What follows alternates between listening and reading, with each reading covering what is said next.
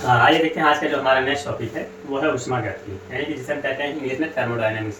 तो थर्मोडायनेमिक्स के बारे में बात करें तो इसमें हम जानते हैं कि ऊष्मागतिकी विज्ञान की वो शाखा है जिसके अंतर्गत रासायनिक पदार्थों में होने वाले रासायनिक परिवर्तनों में केवल ऊर्जा परिवर्तन का ही अध्ययन किया जाए, उसे हम रासायनिक ऊष्मागतिकी कहते हैं। ठीक है, तो यहाँ पर हम देख रहे हैं, ये कह रहा है कि ऊष्मागतिकी यानी ये बताया गया कि ऊष्मागतिकी विज्ञान की वो शाखा है जिसके अंतर्गत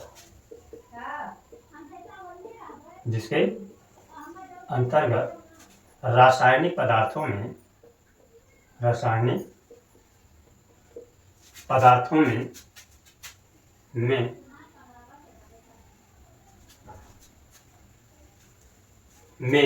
होने वाले रासायनिक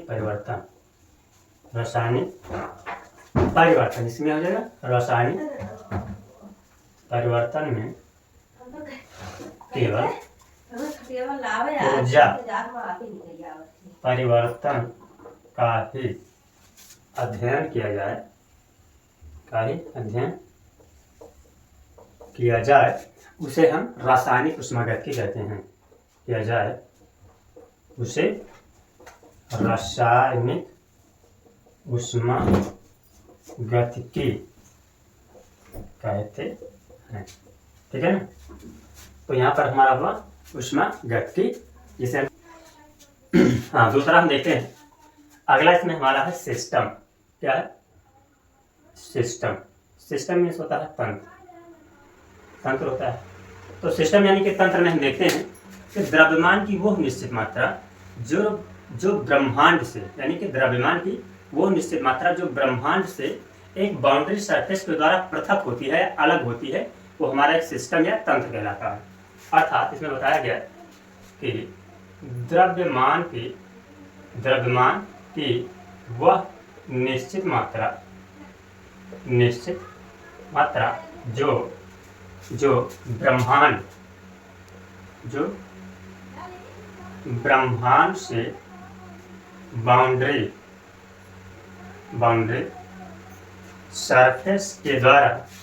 बाउंड्री सरफेस के द्वारा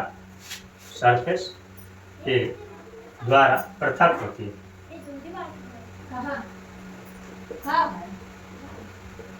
होती है, उसे हम क्या कहते हैं? उसे सिस्टम कहते हैं। ठीक है, तो यहाँ पर बताया गया कि जो सिस्टम हुआ यानी कि हमारा तंत्र हुआ, तो यही पर यहाँ पर हमारा सिस्टम हो गया। आगे देखते हैं।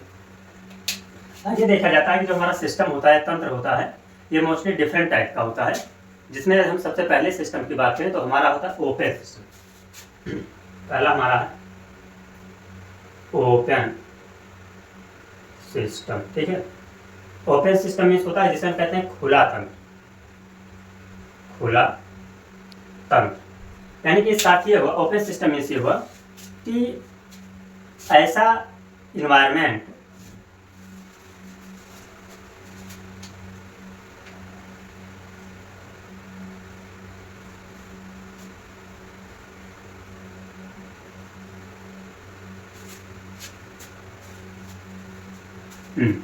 हाँ, एक दूसरे की बात करें ओपन सिस्टम में, तो जैसा कि हम जानते हैं कि ओपन सिस्टम में बताया गया कि वो सिस्टम या ऐसा सिस्टम जिसमें मैटर और एनर्जी जो होते हैं वो दोनों का एक्सचेंजमेंट हो, यानी कि ऐसा इन्वायरमेंट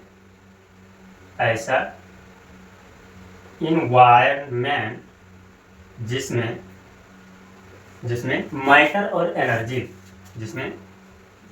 मैटर और एनर्जी यानी कि मैटर और एनर्जी दोनों का एक्सचेंजमेंट हो,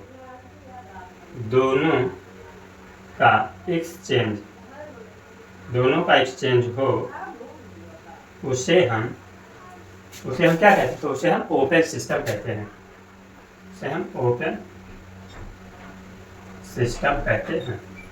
ठीक है ना, ये हो गया इसका ओपन सिस्टम का। तो देखें तो हम जानते हैं कि ओपन सिस्टम जो होता है इसमें बताया गया कि यदि हम किसी पॉट में गर्म पानी रख दें तो गर्म पानी जब किसी पॉट में रखते हैं तो उसमें देखते हैं मैटर और एनर्जी दोनों का एक्सचेंजमेंट होता है। यानी कि एग्जाम्पल मिले, एग्जाम्पल दिया जाए तो एक बर्तन में गर्म पानी का रखना, ठीक है। ये हमारा हो गया ओपन सिस्टम का। तो यहाँ पर हमने सिस्टम देखा, सिस्टम में फिर हमने देखा ओपन सिस्टम, ठीक है। Close system, close system, close system means होता है बंद तंत्र, यानी क्लोज सिस्टम मीन्स बंद तंत्र। तो इस क्लोज सिस्टम में देखते हैं कि ऐसा सिस्टम जिसमें हम केवल मैटर का एक्सचेंजमेंट करें, एनर्जी का ना करें, यानी कि ऐसा सिस्टम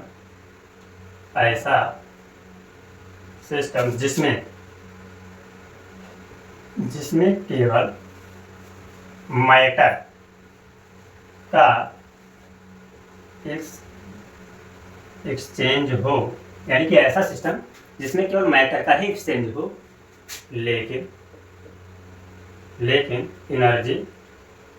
एनर्जी का ना हो, उसे हम क्लोज सिस्टम कहते हैं।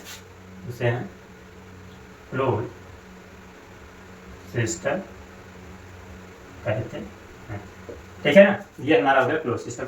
अब यदि इसका एग्जांपल देखें, हाँ, क्लोज सिस्टम का जो बेस्ट एग्जांपल है बताया गया कि बंद पात्र में, यानी कि किसी बंद बर्तन में गर्म पानी, यानी कि बताया गया कि बंद बर्तन में गर्म पानी, ठीक है ना। तीसरा हम देखते हैं, पहला दूसरा तीसरा हमारा है आइसोलेटेड सिस्टम, ठीक है। यदि आइसोलेटेड सिस्टम की बात किया जाए तो ये क्लोज और ओपन से दोनों से डिफरेंट है। अर्थात इसमें बताया गया कि आइसोलेटेड सिस्टम में होता है बेलगीय तंत्र। बेलगीय तंत्र में ये हुआ कि ऐसा सिस्टम जिसमें ना तो मैटर और ना ही एनर्जी का एक्सचेंजमेंट हो, उसे हम कहते हैं आइसोलेटेड सिस्टम। यानी कि इसमें हमने देखा कि ऐसा सिस्टम जिसमें ना तो मैटर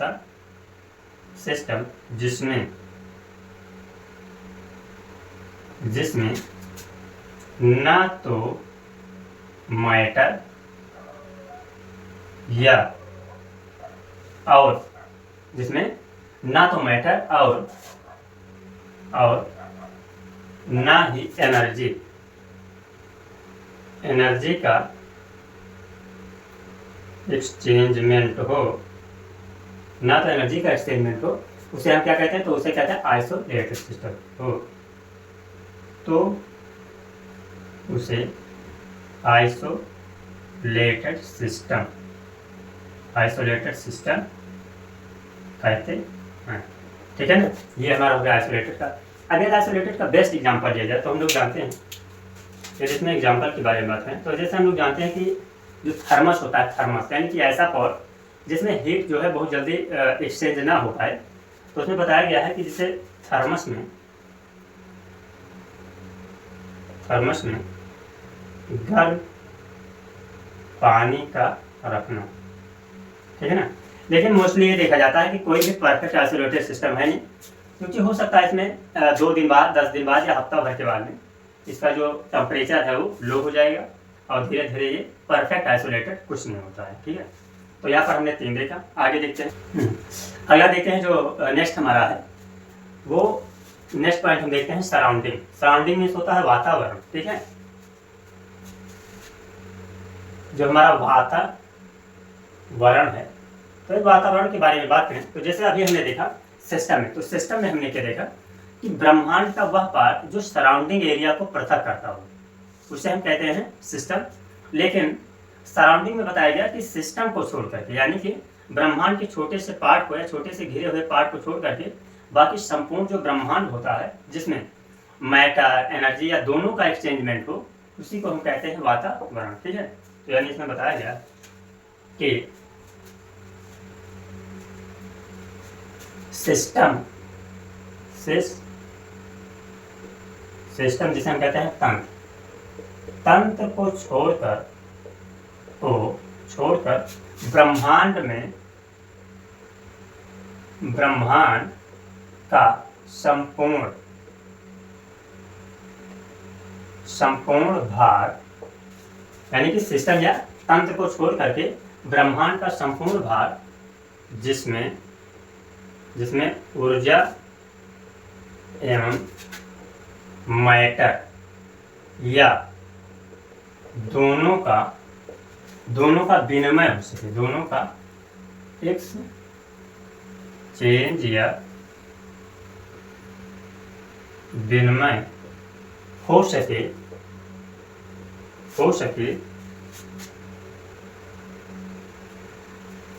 उसे हम कहते हैं क्या, वातावरण हो सके, उसे वातावरण कहा जाता है। ठीक है ना, उसे हम क्या कहते हैं, तो उसे वातावरण कहते हैं। तो ये हमारा हो गया सराउंडिंग का। ठीक है,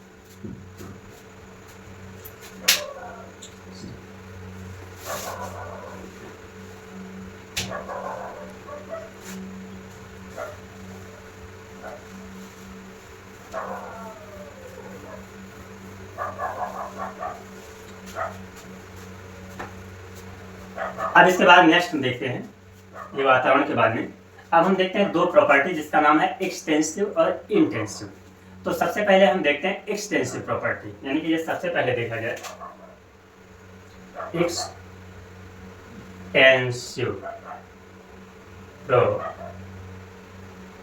एक्सटेंसिव प्रॉपर्टी।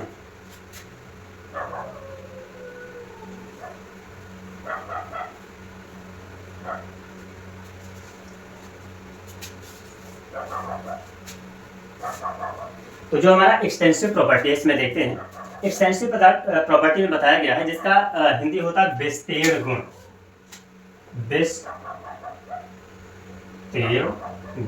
ठीक है ना, अर्थात इसका अर्थ यह होता है कि एक्सटेंसिव प्रॉपर्टी हमारी ऐसी प्रॉपर्टी होती है जो सिस्टम के नंबर पर डिपेंड होता है, यानी कि जो हमारा पदार्थ या सिस्टम या तंत्र है, तो जो तंत्र के नंबर पर डिपेंड होता है,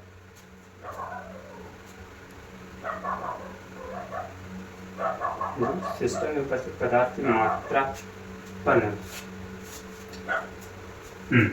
अब आइए देखते हैं एक्सटेंसिव प्रॉपर्टी के बारे में। तो एक्सटेंसिव प्रॉपर्टी में बताया गया कि सिस्टम में उपस्थित जो पदार्थ की मात्रा पर निर्भर करता है, यानी कि ये कह रहा है कि जो सिस्टम में उपस्थित पदार्थ की मात्रा पर निर्भर करता है, पदार्थ की मात्रा पर निर्भर करता है, उसे हम एक्सटेंसिव प्रॉपर्टी कहते हैं। उसे एक्सटेंसिव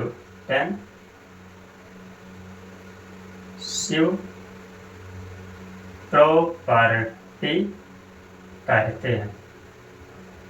ठीक है, जैसे एग्जांपल में देखा जाए तो एक्सटेंसिव प्रॉपर्टी का जो बेस्ट एग्जांपल है वो है मोलों की संख्या, जिसमें हम देख सकते हैं मोलों की संख्या। दूसरा हम ले सकते हैं आयतन। तीसरा हम ले सकते हैं इंथैल्पी।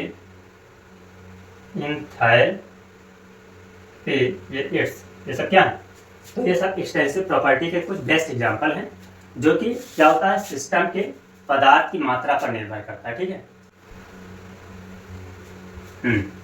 आइए देखते हैं दूसरा हमारा है। जैसे पहला हमने देखा एक्सटेंसिव प्रॉपर्टी, दूसरा हम देख रहे हैं इंटेंसिव प्रॉपर्टी।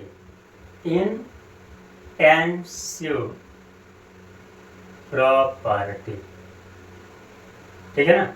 तो जब इंटेंसिव प्रॉपर्टी के बारे में देखते हैं तो इसमें बताया गया कि सिस्टम में उपस्थित जो पदार्थ की मात्रा पर निर्भर नहीं करता, यानी कि बताया गया कि वह गुण जो सिस्टम यानी कि तंत्र में उपस्थित पदार्थ की मात्रा पर निर्भर नहीं करता है, उसे हम क्या कहते हैं, उसे हम एक्सटेंसिव प्रॉपर्टी कहते हैं। उसे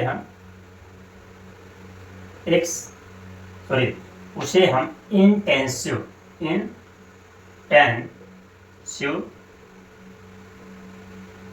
प्रॉपर्टी कहते हैं। ठीक है ना, ये हो गया। अगर इसका एग्जांपल देखा जाए तो बेस्ट एग्जांपल इसका, जैसे इसमें हो गया ताप हो गया, दाब हो गया, प्रेशर हो गया, सब क्या है, ये सब इसका बेस्ट एग्जांपल है। ठीक है, तो ये हमारा हो गया एक्सटेंसिव प्रॉपर्टी और इंटेंसिव प्रॉपर्टी। अब इसके बाद में फिर हमारे कुछ, हाँ थर्ड आइए देखते हैं। नेक्स्ट हमारा है स्टेट फंक्शन। स्टेट फंक्शन, तो स्टेट फंक्शन मीन्स होता है अवस्था फलन। तो स्टेट फंक्शन में जैसा कि हम देखते हैं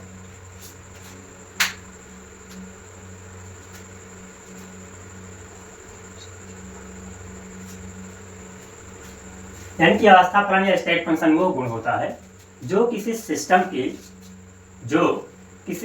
की प्रारंभिक तथा अंतिम अवस्था पर डिपेंड होता है। यानी कि स्टेट फंक्शन बताया गया कि सिस्टम का वह गुण जो केवल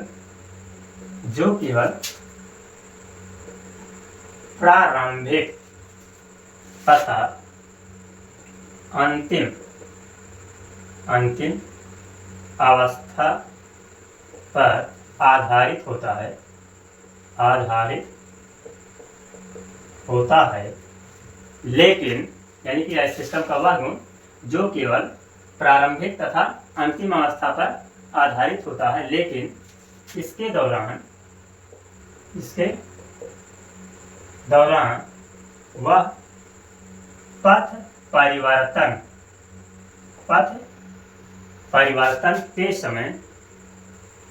के समय मुक्त रहता है, उसे स्टेट फंक्शन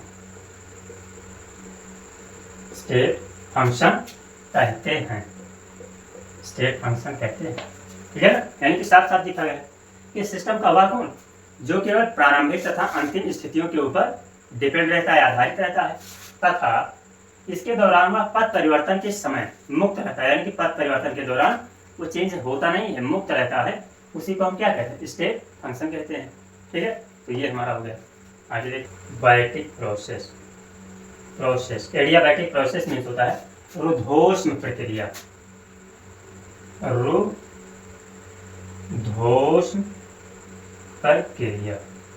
रुद्धोष्म का मतलब यहाँ पर हम देख रहे हैं, यहाँ पर हम टेम्परेचर के हिसाब से चल रहे हैं। ठीक है ना, तो इसमें बताया गया कि जब किसी सिस्टम के दौरान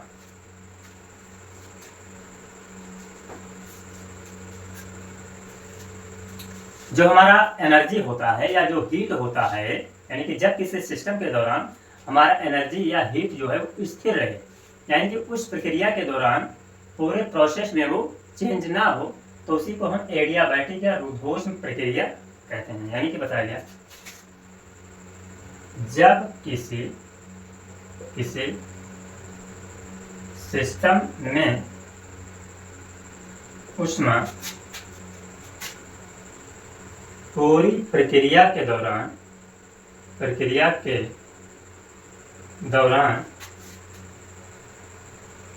चेंज ना हो और वह हमेशा क्या रहे, शून्य रहे, तो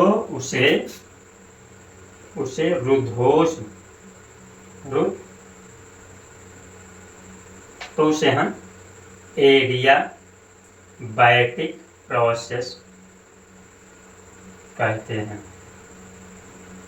एडियाबैटिक मतलब रुद्धोष्म प्रक्रिया कहते हैं। जैसे मान लिया कोई हमारा सिस्टम है, जैसे ऐसा बताया गया कि जो हमारा डी होता है, डी क्यू इक्वल टू क्या हो, 0। यानी कि 0 का अर्थ क्या हुआ कि पूरे सिस्टम के दौरान जो हीट थी या ऊष्मा थी वो क्या हुई, स्थिर थी, यानी 0 थी, इसमें किसी भी प्रकार की कोई चेंजिंग नहीं। ठीक है, तो ये हमारा हो गया एडियाबैटिक प्रोसेस। आगे देखते हैं कि हमारा हो गया दूसरा, हम देखते हैं यहाँ पर दूसरा हमारा आइसोथर्मल प्रोसेस। आइसोथर्मल प्रोसेस का मतलब होता है समतापीय प्रक्रिया। तो समतापीय प्रक्रिया में हम जानते हैं कि ऐसा सिस्टम यानी कि ऐसा प्रोसेस जिसमें संपूर्ण प्रोसेस के दौरान जो हमारा टेम्परेचर है वो क्या है, सेम रहे। यानी कि बताया गया कि जब किसी सिस्टम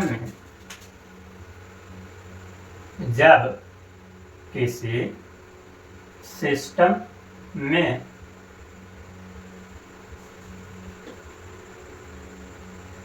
संपूर्ण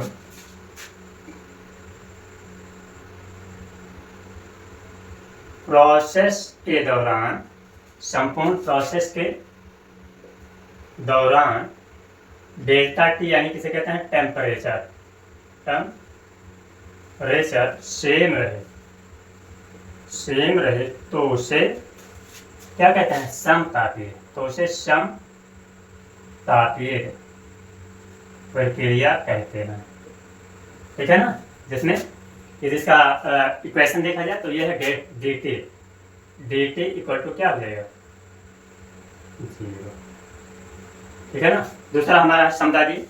तो दूसरा जैसा कि समदाबी देखते हैं, यही हो जाएगा कि जब किसी सिस्टम में संपूर्ण प्रोसेस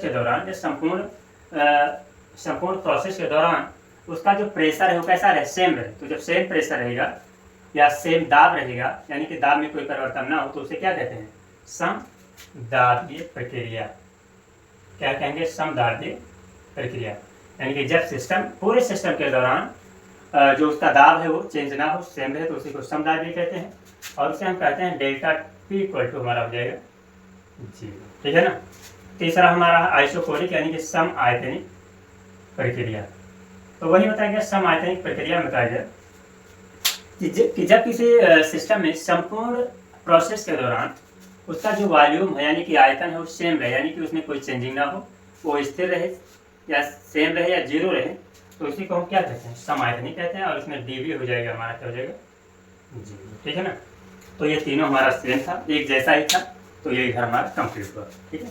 अब इसके देखते हैं आगे। नेक्स्ट हम देखते हैं साइक्लिक प्रोसेस। साइक्लिक प्रोसेस में होता है चक्रीय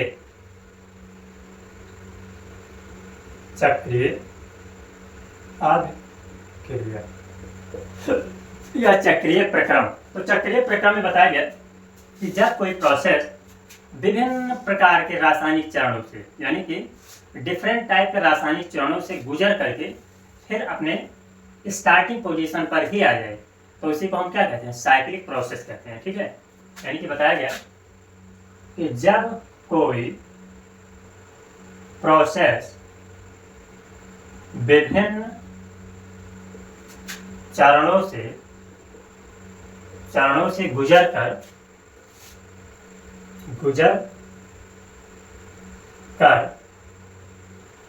फिर अपनी शुरुआती स्टेज में आ जाए, तो उसे हम क्या कहते हैं, तो उसी को हम कहते हैं साइक्लिक प्रोसेस। आ जाए तो उसे साइक्लिक प्रोसेस कहते हैं। ठीक है ना। जैसे हम जानते हैं कि जब हम लोग साइंस में जाएंगे और एक टॉपिक पढ़ेंगे जिसका नाम है इकोलॉजी एंड एनवायरनमेंट, तो वहाँ पर हम पढ़ेंगे एक हमारा होता है इकोसिस्टम में फूड वेब। तो फूड वेब में बताया गया कि एनर्जी जो होती है वो डिफरेंट सिस्टम से होते हुए वो लास्ट में क्या होती है, लास्ट में जो है वो सनलाइट में कन्वर्ट हो जाती है। ठीक है। तो वही बताया गया कि जो साइक्लिक प्रोसेस होता है इसी पर डिपेंड होता है। दूसरा हमारा है रिवर्सिबल। सूक्ष्म पदों में कंप्लीट होता है और या पूर्ण होता है। पूर्ण होने के बाद वो अपने वातावरण के साथ बराबर बैलेंस बनाकर या बराबर साम स्थिति में रहता है, तो उसी को हम कहते हैं रिवर्सिबल रिएक्शन। यानी कि इसमें बताइए कि जब कोई प्रोसेस अनंत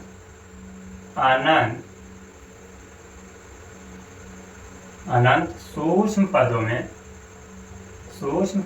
में क्या होता है, अनंत सूक्ष्म पदों में पूर्ण होता है। अनंत सूक्ष्म पदों में पूर्ण होता है और प्रत्येक पद अपने वातावरण के शान स्थिति में, शान जिसे हम कहते हैं बराबर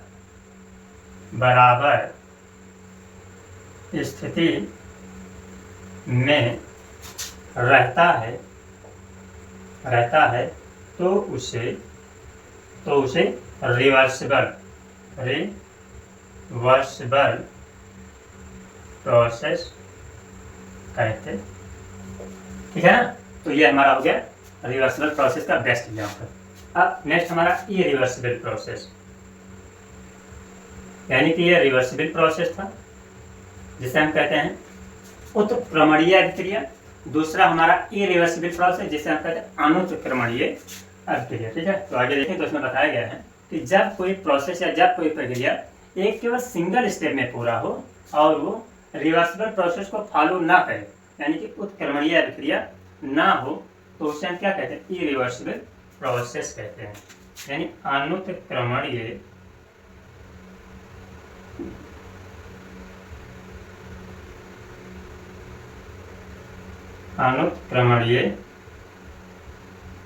अभिक्रिया।